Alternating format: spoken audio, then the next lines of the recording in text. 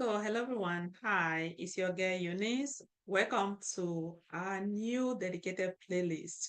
Currently, we have three playlists ongoing, with one actively ongoing where we've covered FISMA, FEDRAM, and the NIST standards. As a matter of fact, RMF, right? So, I hope you all are taking advantage, just digesting it and listening to those videos because it's been a lot of hours, tons of hours put in to create those contents. Okay. And this also applies to all our international students. Even if you're not a student, but you're thinking of transition to cybersecurity sometime in the future, even if you don't want, even if cybersecurity is not your career path, but you also want to understand some of these laws because it has to do with your information, okay, your right that you have. And today, as I said, we're going to be talking on GDPR rules. So for all international students, it doesn't matter where you are, Europe, particularly the Africa, because a lot of African countries adopt these standards. It doesn't matter where you are, Canada, or those in the US who works for private sectors, then GDPR is a must also. Okay. If you work for private sector, a lot of private companies actually adhere to GDPR, or maybe any company that literally collect, processes, or store European citizen data one way or the other, then by default, you have to be in compliance with GDPR. And good news, guys, we'll be creating or launching different playlists. We have different frameworks on the horizon that we are currently working on. And just stay tuned. Make sure you subscribe. Make sure you share our channel to your friends and family. That way they too can benefit. And don't forget that our next cohort starts in June, and we cannot wait to meet each and every one of you. That being said, we will go to our slide. I believe we've heard so much about GDPR. Like, if you look for job descriptions, you will see ISO 27001 and the NIST standards. So, but what is GDPR? GDPR stands for General Data Protection Regulations, which was enacted by the European Union in 2018. And the goal is to protect your information. If I'm in Europe, but just know that it has to do with your information, the European citizen. It has to do with your private information. And this went into effect May of 2018. And the key highlights here, we have two, that's global impact, which mandates companies or organizations within the EU territory or regions to be able to be in adherence with GDPR, or better say companies that are outside of EU, non-EU company, but still they process, handle, or collect a European citizen data. So they also needs to be in compliance with GDPR. Then what is the scope? We have a broader scope. So it doesn't matter the size of the organization. So it ranges from multinational organization or companies to small businesses, right? Think of multinational companies that transact or process, collect tons of data, right? To maybe just a small company that has to do with employee payroll. So it doesn't matter what you do, in as much as you collect, processes, store a European citizen data, then by default you have to be in compliance with GDPR. But again, I think we already described it. To whom does this really apply to? It says it aims to protect individuals. Do you see? I said you are right. It's all about you and your information. So again, who are these individuals? They are living identifiable person whose personal data is processed under circumstances. And different way, different format, your data will be processed, it will be collected. So, and that's why it's important for you to also understand and know your rights. Okay. So just to continue with that, anyone that reside within the EU or European Union, someone also when they have their behavior tracked, okay, within the EU, even if that person is not an EU resident, behavior, we'll talk about behavior. What does it mean? I think you bear with me. At times you're on your phone, you might be checking something. You go to Facebook or Instagram, you see that thing like, data analytics, whatsoever, you see, you definitely see your search. It has already tracked your behavior.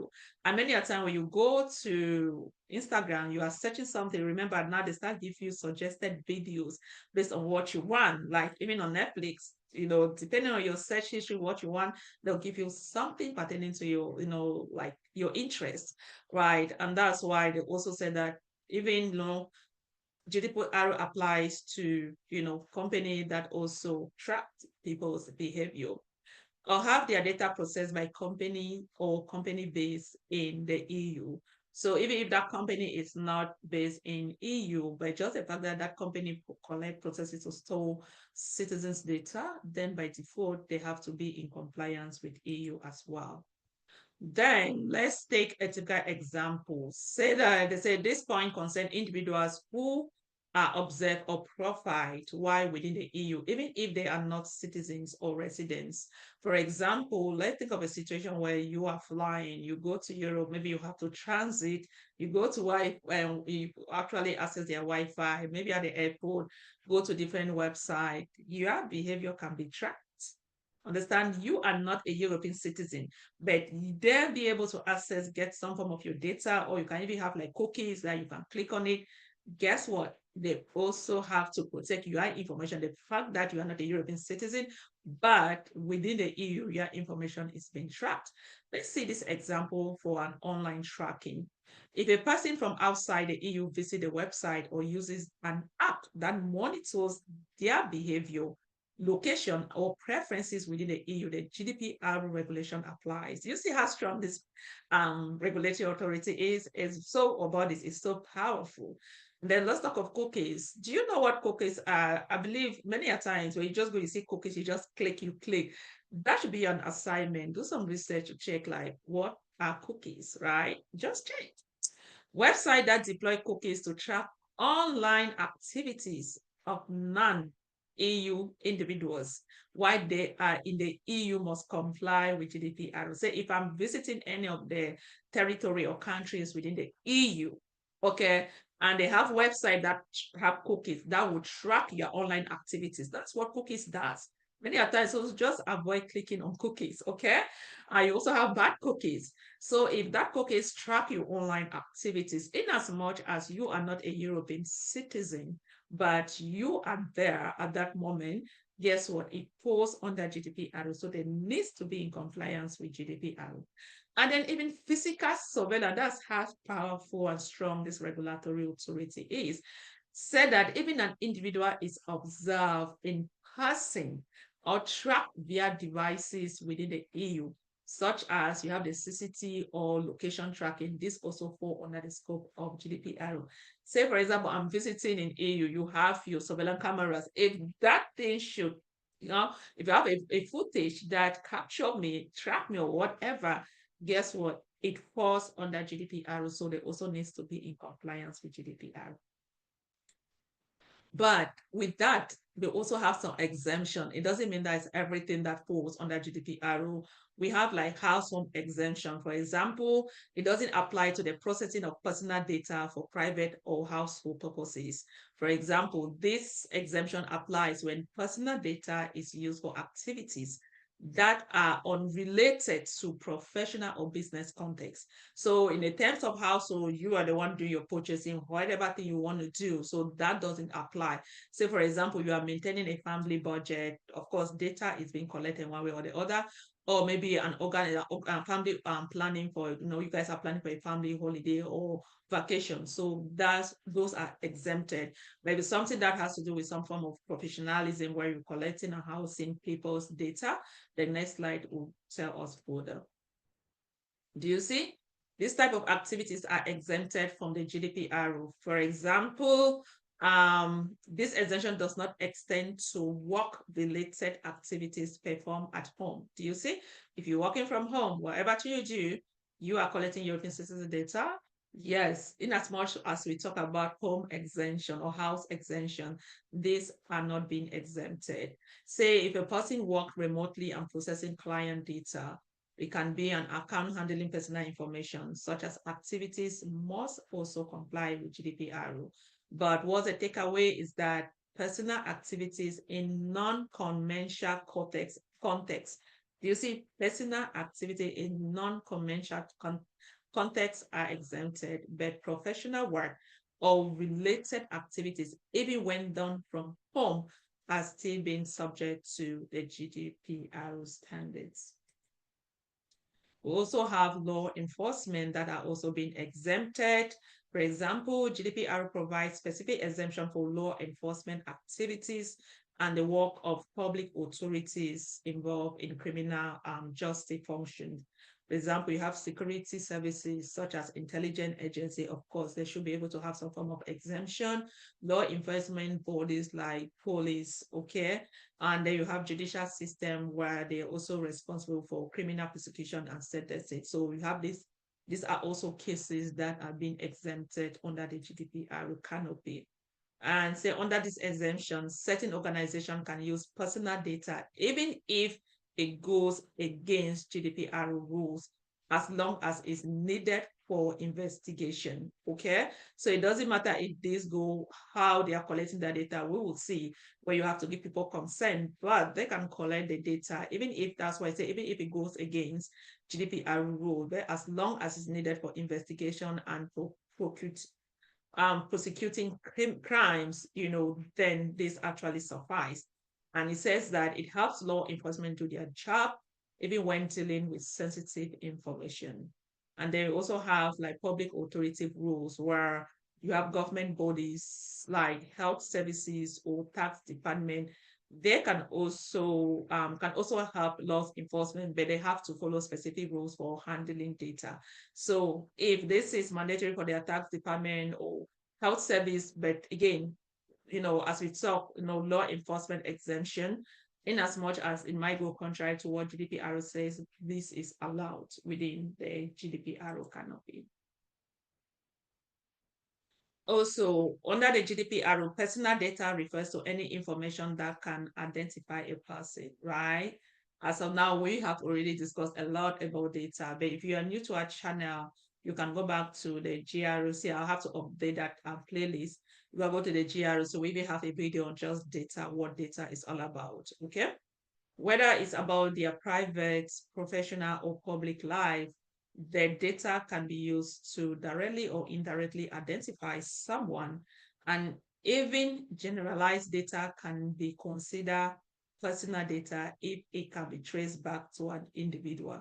For example, we have what is considered data, personal data under GDPR. You have like your name, could be your first name, your last name, doesn't matter, your kid's name, that's a name, your age, your identification number, your ID number, your location, your physical, mental health data, generic or biometric data, email, economic or social data, historical information, and many more. So these are some of the categories of data types that is considered personal under GDPR. Okay, so understanding personal data, we said GDPR does not provide an exhaustive list of data type because of its flexibility. It allows the regulation to adapt to emerging data gathering technologies. We could see now we are talking about AI, so as things and you have like new technology, new innovations, new things, IT just or computer were just involved, so that's a flexibility. So they do not provide like a very exhaustive list or intensive list as to what is considered data, personal data. Then they said personal data, particularly through profiling, we already discussed about that, provide deep insight into an individual. When personal data is collected and analyzed, it can reveal detailed information about a person's habits, their interests, their behaviors, even personal traits. Okay. So profiling might involve tracking purchase histories, social media activities, online browsing behaviors. You see, so it definitely collect a lot of information about the person in question. And with enough data, company can predict things like what product you might buy. Do you see? So that's why I said that if you go to Instagram or Facebook or any other app, like that's profiling. They've already tracked your behavior. They know you like this kind of thing, and that's why you keep seeing related stuff, right? Or your political views, your health status, or even your mode. Okay. Why this detail is valuable for businesses, it has also led to misuse, particularly in industry that provide or profit from it. And we're going to see this in depth. And let's discuss some of the well and impact of data misuse, what are the impact on individuals. we can talk of financial damage, right? In a situation where data is being misused, it can result to identity theft or fraud. And of course, it can lead to a very significant financial losses, right? If someone open a credit card in your name, do whatever thing, yes. So there's organization needs to be careful as to what kind of data, how they are collecting the data, and how they are processing the data. Then we also have a use case here with Google, where Google was fined over 50 million pounds in 2019. And we'll have to discuss some of these things shortly. And the reason was that first, they talk of lack of transparency. They have different data breaches that you all can check, okay? Even the British airline and Marriott Hotel, they have so many that you all can check over the internet. So why were they charged with over 50 million pounds? It says privacy policy not easily accessible. Information on data processes split across pages, requires several actions to access critical information, incomplete or unclear legal basis for processing, missing information about data retention period, tools for users lack sufficient information, pre-tick boxes and lack of clear alternative. GDPR does not even support pre-tick boxes. We're going to see that shortly. Consent not informed, specific or unambiguous, and then user had to click to see alternative. And this, the reason I just highlighted this is to prepare you as we go to the next slide. We'll see, how the important or how serious GDPR is when it comes to organizations collecting or processing people's data. Talk of reputational damage or reputational as well as psychological damages. Of course, tell me if a person data get exposed, talking about your reputation, and for some of you sharing some kind of images, your phone, so somebody get it and think of your reputation. And of course, psychologically, it's going to affect you. That's why I'll have my nieces always advise, and they are good kids, but I always advise them, be careful, your phone, you cannot even trust that phone. We are backing everything to iCloud, or back into, Google Cloud, whatever. Still, you don't know where the backup are being housed. So you don't know if the company is encrypting your backup or not. All we know, we are backing in our information, right? So we want to be careful, because information that you know that if it goes out there, somebody said, you'll be ashamed of yourself. You better never release something like that, right? You never release something like that, because come to think, somebody get it, because it might tamper with you. And that's why you see, like, social media, I'm so scared. It's scary nowadays, seeing people committing suicide because of stuff like that, when they have their information that got released out there. It has to do with their psychology and their reputation. They cannot withstand it well, or maybe their family, they are ashamed of people, and they can do the worst. So these are some of the things that misuse of data can cause.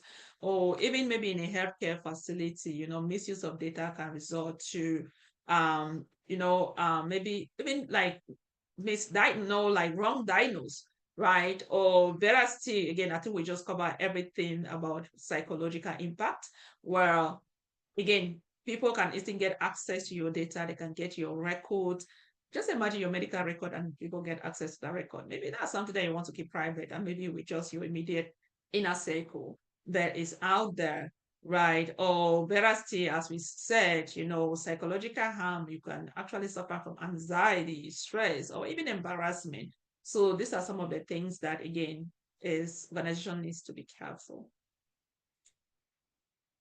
And we also talk about that already. For example, say, imagine an online application collecting personal data such as location, browsing habits, or purchase history, and sharing it with a third party without the user consent.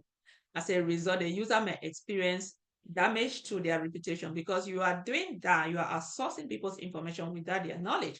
And that's why they can actually be a victim of this, because personal activity or privacy become public, potentially leading to unwanted attention, judgment, or exploitation by marketers and advertisers. And the psychological harm, yes, that the individual might feel a loss of privacy and control over their personal data, which might lead to feeling of violation, anxiety, and they can also be vulnerable to so many other things out there. Then we also have Google Meta Bridge. Again, as I said, this is some of the things that you all can take some time to just do some research, right? It's a hacker exploited bug in the views as a feature to steal access token from users' account. So the stolen token allow attackers to control over 29 million user accounts. Can you imagine? What happened? That bridge violated GDPR, leading to penalties. And do you see how much they were charged? Meta took immediate action to fix the issue and notify the FBI and relevant European regulators and intend to appeal the fine, asserting that it acted swiftly and informed affected users. So this is no joke. If you go against GDPR, just wait for it. And then let's see the impact of data misuse on lifeline and livelihood, right? So personal data minus aspect of an individual life and livelihood. Misuse of this data can have severe consequences that extend into a person's real world experiences, affecting both their physical and material well-being. We've already discussed some of this already. And we even discussed about health. Misuse of health data can lead to incorrect medical treatment or diagnosis, which may seriously harm a person's health. For example, if health data is shared or used incorrectly, it can cause wrong diagnosis, delays in treatment, or harmful decision based on wrong information. Or likewise, even in supply chain, if the wrong data is also being misused, you want to purchase something, it can take forever, right? So these are just some of the instances or cases where organization needs to pay attention. Yeah, so this also talk about employers and health data. Say employers may use potential health data, including mental health data, to decide on hiring or whether to continue employment. And this will promote discrimination or bias decision based on a person's health conditions. And that's why you cannot misuse data, right? You cannot misuse it. You don't want to do that because of you don't even need to get access to people's personal health records. Likewise, insurance. Imagine if the insurance two company use data to determine coverage and premium rates, incorrect data can lead to unfair assessment and denial of coverage or inflated insurance rates. So we've seen some of this, So this again, it simply highlights some of the instances where or consequences of the impact of data misuse. What of social media like Facebook and LinkedIn, right? LinkedIn, Facebook, they also tell me this guy, they host a lot of information, right? That can be misused by potential employers when assessing job candidates. For example, personal information shared publicly can be used against candidates or influence employment decision impacting somebody's career opportunities. So these are all different areas. So that being said, we've covered that. Let's discuss the sixth principle of GDPR. It is very, very vital, so important. And these six core principles serve as a foundation for data privacy and protection. As I said, these are the backbone. And that's why you see me, I have the heart sign, or it's a love sign, but that's a heart of everything as far as GDPR is concerned, right? This principle should guide how personal data should be handled, ensuring that the process is ethical and maintain the law's integrity. So let's see, we have different of them, I think six of them, right? The talk of the sixth principle. It explains the main ideas of the rules or the legislations, focusing on protecting personal information and making sure people are responsible for how it is used as accountability. You also uphold this principle within an organization, help create a strong foundation for compliance. I believe the next slide, and then embedding the principle, integrating the sixth principle into an organization decision-making process, help improve understanding and application of the law intent. By following this principle, businesses ensure they meet the requirements for data protection and show their commitment to privacy. Principle number one, all personal data processing must be lawful, fairness, and transparent. Principle one, we talk about lawful, fairness, and transparency, and that's it. So these principles are the foundation. Remember, there are six of them, and this is principle number one. All personal data processing, organization processing people data. Remember, we discussed all the different aspects, even if it's a non-EU citizen, if it's a company, a non-EU based company. But processing such data or people's data, as I said, it must be lawful, it must be fair, and it must be transparent. Okay? I said these principles are the foundation of the GDPR and influence how personal data is handled throughout an organization. Lawfulness, what does it mean? Data processing must be done for one of the 6 specified purposes under the GDPR. Any data processing outside these 6 processes is considered unlawful, right? And for fairness, give individual control over their own personal data. Do you see? You are not telling me what you gotta do.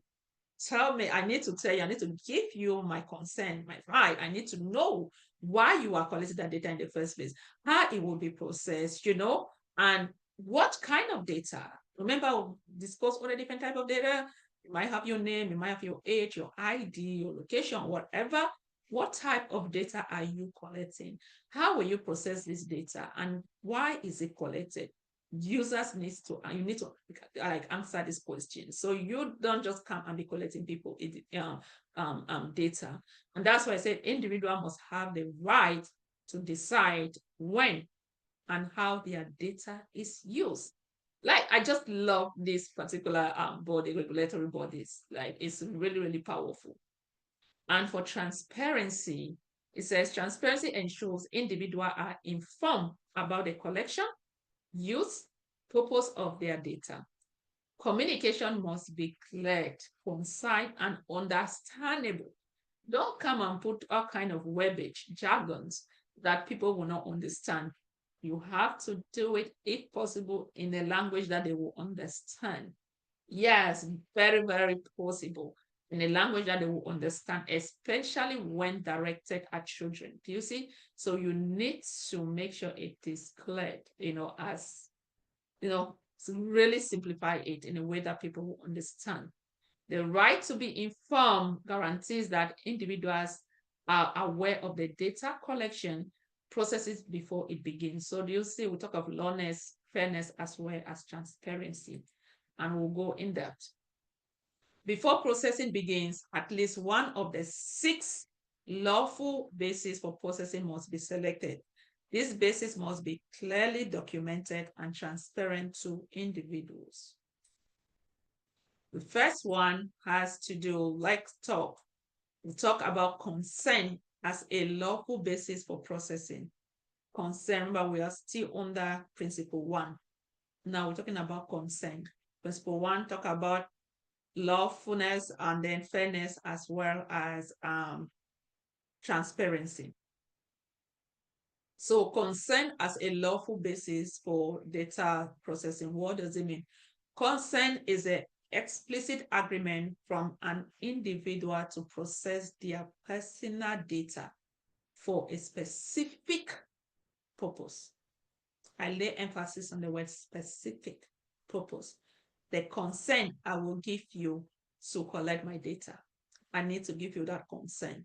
Organizations have no right to just go and collect people's data. It is not allowed. So I need to give you my consent. Consent must be, do you see, informed, clear, and unambiguous. That's why I said don't come with a vague jargon, something that somebody cannot understand. Put it in a way that they can understand. And the data controller must prove that these conditions are met. Data controller, the person that controls the data. So before collecting people's information, make sure that they have given their consent. If not, then you cannot. And before giving that consent, make sure that they've been informed, it's been cleared, very, very simple for them to understand, and also in their language that they can understand. Okay? So before collecting, this is an important aspect that organization needs to take to mind. But let's see some of the conditions for valid consent. Pre-tick boxes, inactivity or silence do not count as valid consent. Remember, it's one of the Google find that we discussed. They have pre-tick boxes. GDPR does not take that. Remember, you might just go pick something like pretty, pretty that you can just tick. It has to be written. And that's why they say pre-tick boxes. Inactivity or silence does not count as a valid consent. You get? Consent must be freely given and cannot be a condition for the performance of the contract unless processing is required to fulfill that contract. And the next one, we're going to see contract, what contract entails. But again, you see consent must be freely given. So let that individual, first of all, understand what, what data type is, how it will process, how it will be collected, why do you even need it in the first place? Let them give their consent. If not, then you are not in compliance with GDPR. Also have invalid consent, pre-tick boxes. An individual, for example, an individual subscribed to an online service, say a music streaming platform, right? Invalid consent, pre-tick box.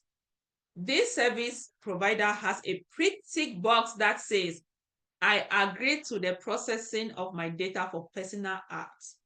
Do you see? That's a pretty box, and that's the verbiage that they have. The individual simply tick out without noticing or unnoticing the box.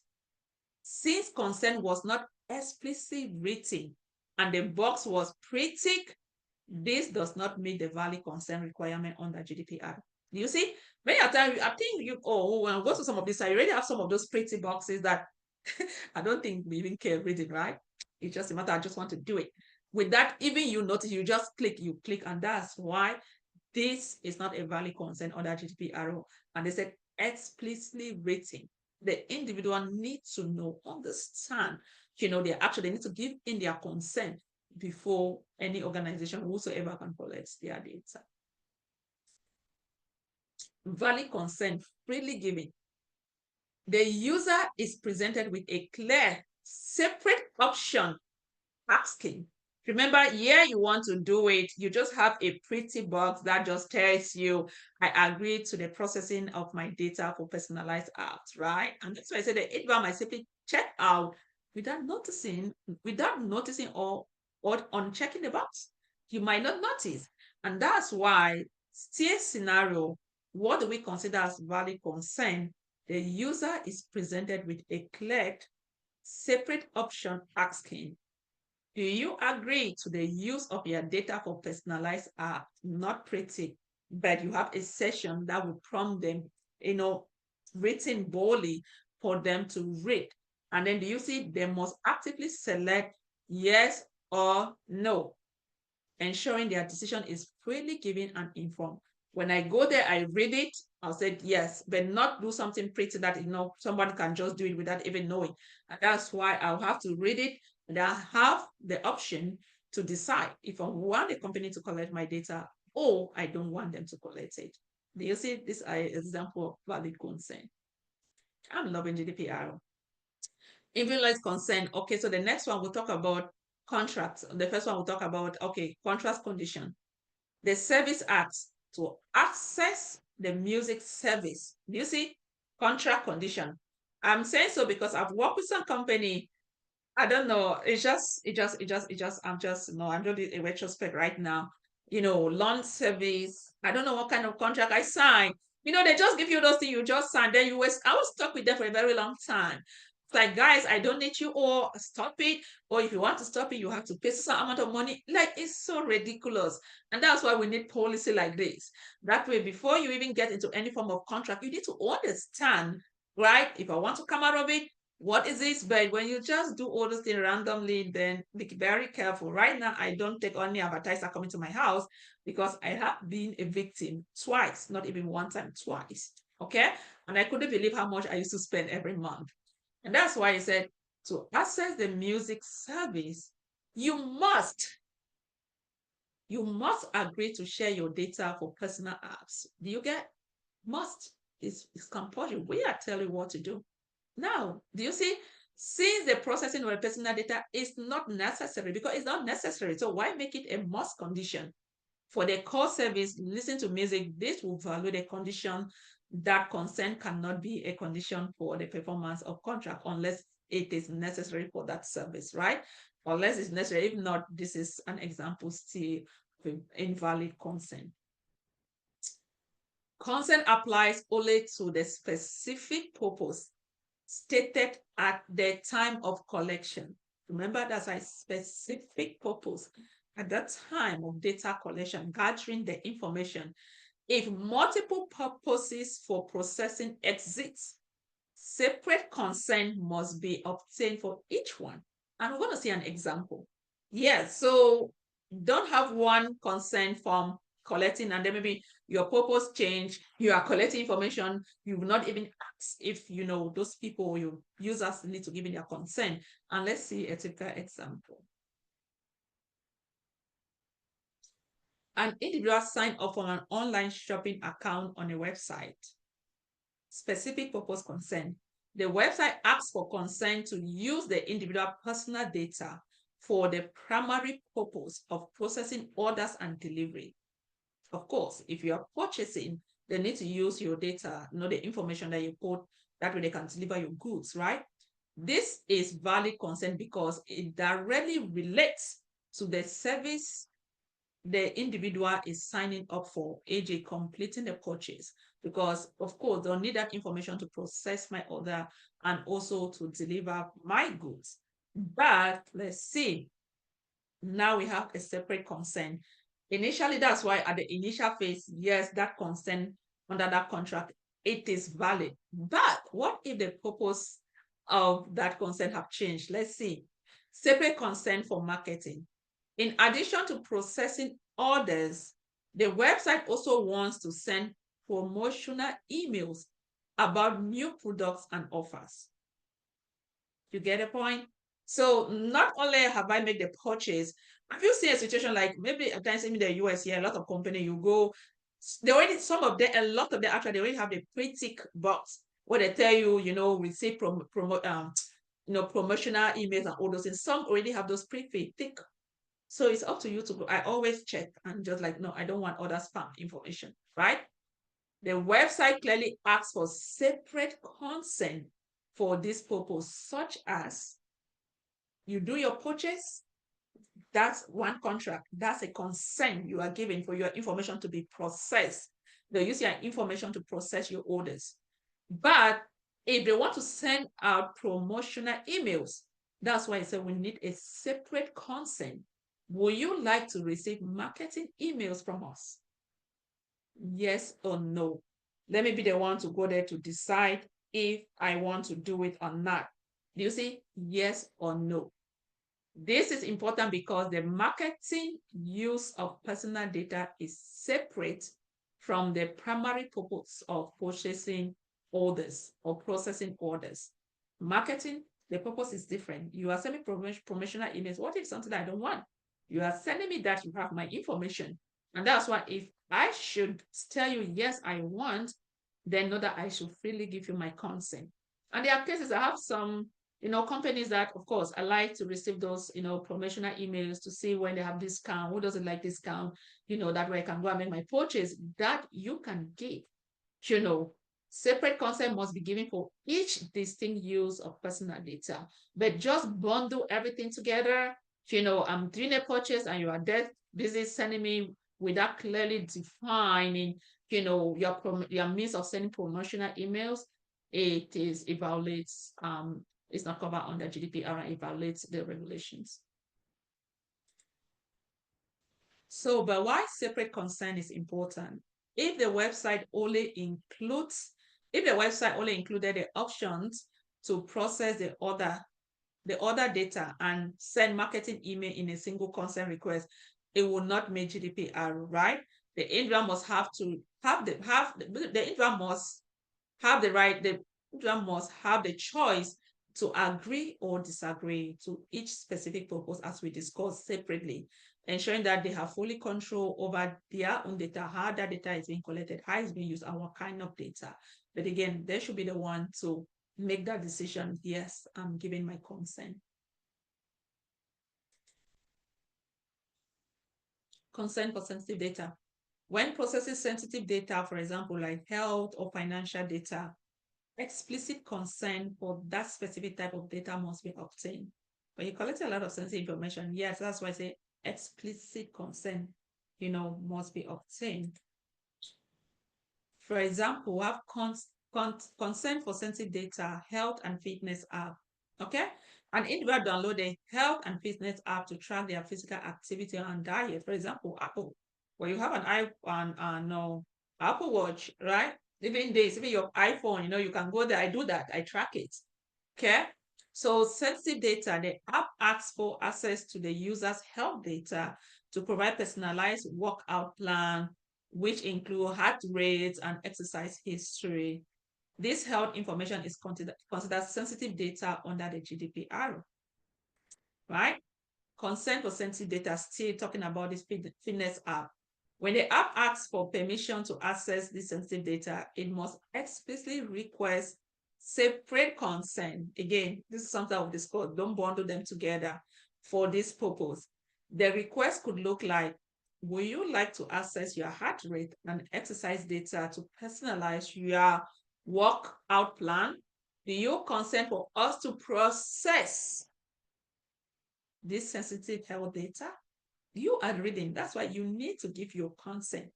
Yes or no. Don't do a pre-tick that people might just click without them knowing, right?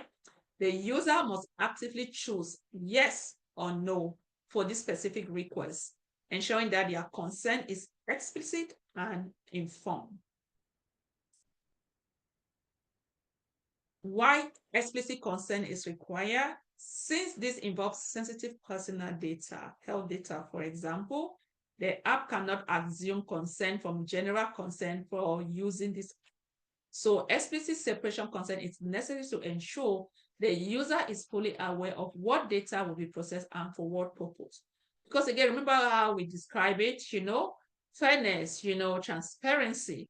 Let me understand. Let me read it. Let me be the one to give you the consent. Let me be the one to tell you, yes, go ahead and process this data. But apart from that, I don't want to do something that I don't even know what I'm doing. But you've already collected my data and you keep sending me information maybe I do not even want. That's why they keep saying you need to have separate consent, from that people can read and decide and freely give their consent.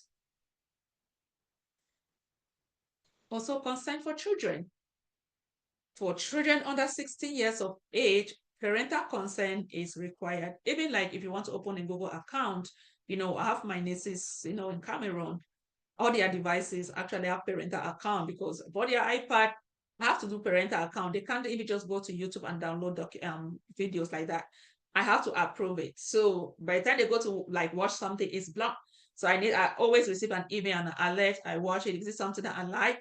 Of course, it's always like this, they are kid kind of a thing. So I will allow it that way they can download it, they can watch it, or if something that I don't like, I will block it that way they cannot download it.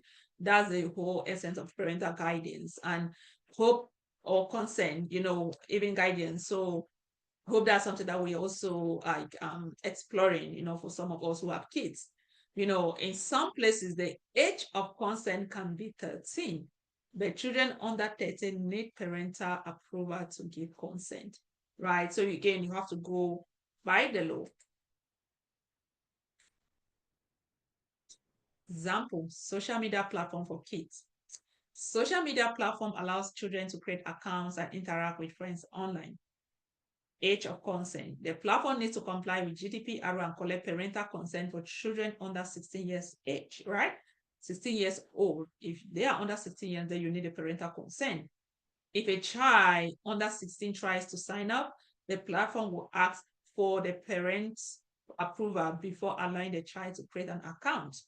The request might look like, we need parental consent for children under 16 to join our platform. Please enter your parent's email for approval. So a child cannot successfully create an account without the approval from his or her parents, right? And that's why, again, this is really, really important. Why parental consent is necessary? The goal is to protect children from having their personal information used in ways that might not be fully understand or understood, right? The platform cannot process with processing the child data without verifying parental consent, ensuring the process comply with data regulations. Of course, kid, what do they know? All they know is that they just want to log in, they want to chat with their friends, they want to watch videos, profiles, and whatever.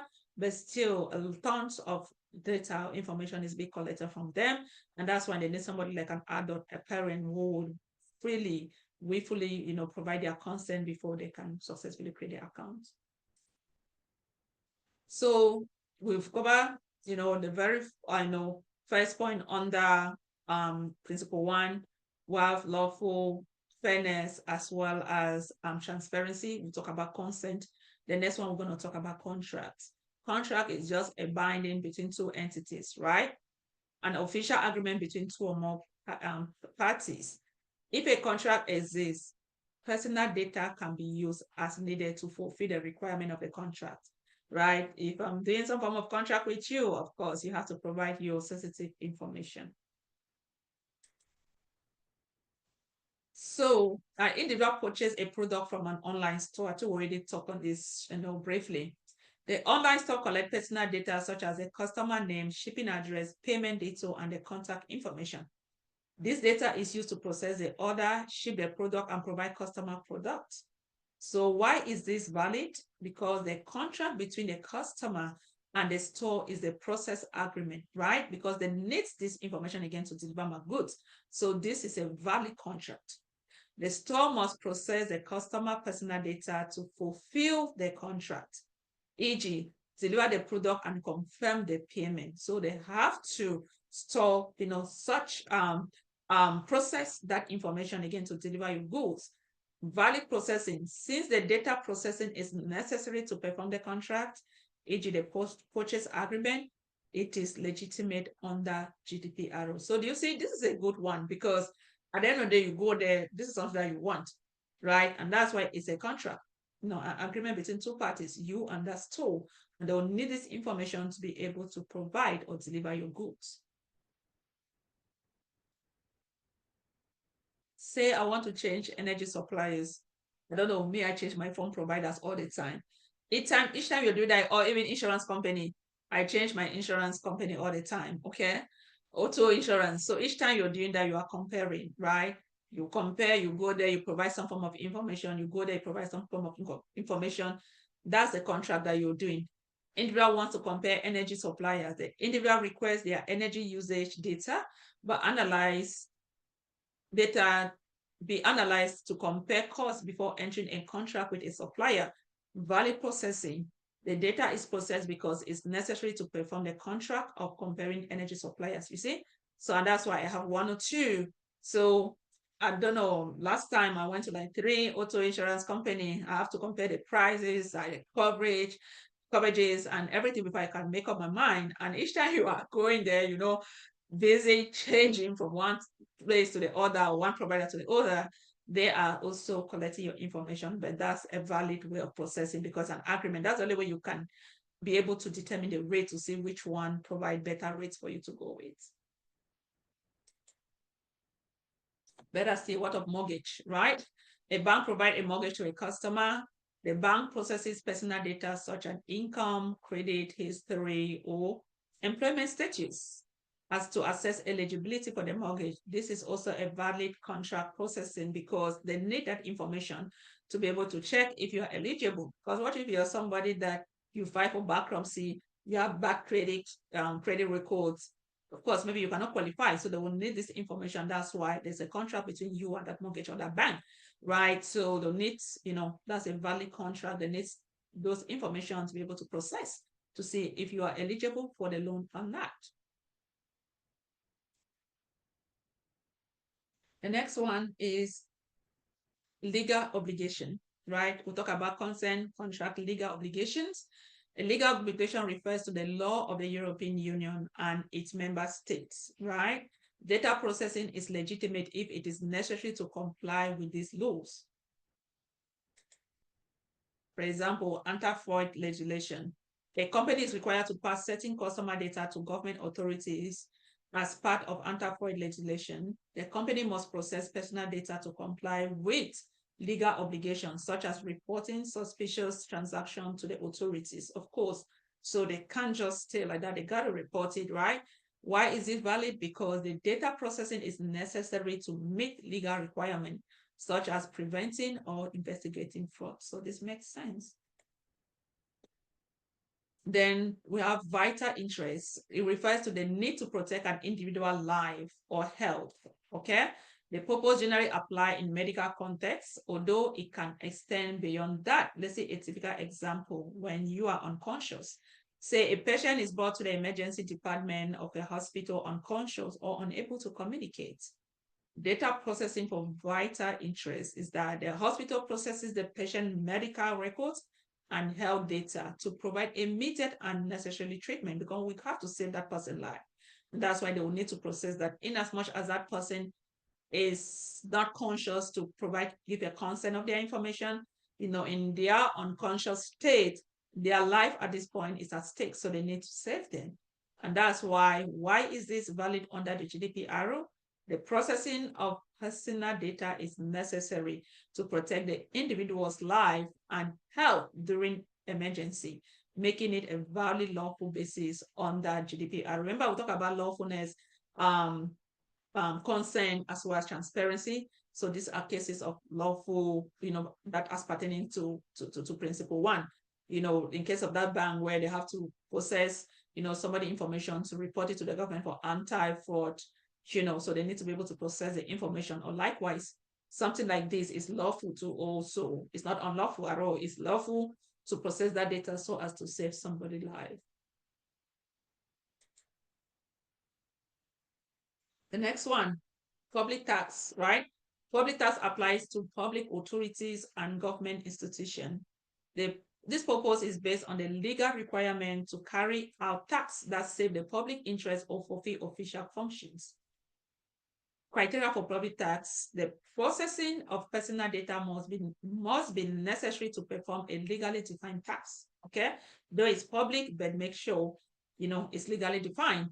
The tax must be within the scope of the public authorities' official function and should be also in the public interest. So again, these are all lawful way of collecting information. What public tax does not cover, it does not cover activities like marketing, research, or any other purpose beyond the official function of the public authority. For example, a government department may process data for administrative purposes, but not for conducting commercial research. So that makes sense, right? Yeah. Public authorities like government, ministries, healthcare system, or military organization may process data to provide services, enforce laws to ensure public safety as required by the law. And we've seen that in most cases. Legitimate interest is the most broadly applicable basis for data processing, especially for non-public authorities. Company, organization can process personal data if they have legitimate reason for doing so, but this must be balanced with the individual's right and freedoms, right? Their right to give their consent, to know what type of data it is, what type of data, and how it will be processed. And that's why they talk of legitimate interest. What makes processing legitimate? For example, we have business or commercial reason alone are not enough to justify processing data. It must be shown that processing is necessary, not just convenient. The legitimate interest of the organization or a third party will be lawful unless it is overweighed by the individual's fundamental rights, as we've discussed some of them already. Consideration for legitimate interest. Organization must assess whether the individuals might reasonably expect their data to be processed in this way, the context in which the data was collected, and the time it was collected should be taken into account. Do you see? I think we discussed that already. The onset, initial phase, they need to be able to define that. Legitimate or direct marketing is considered a legitimate interest. However, it does not apply if organization is a public authority, as public authorities have specific laws defining their purpose of for data processing. You get? I think we discussed that already.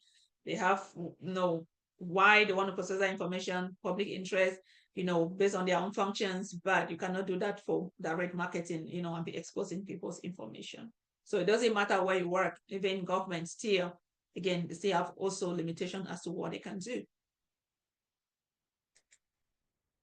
And that brings us to the end of principle one. I'm going to end here.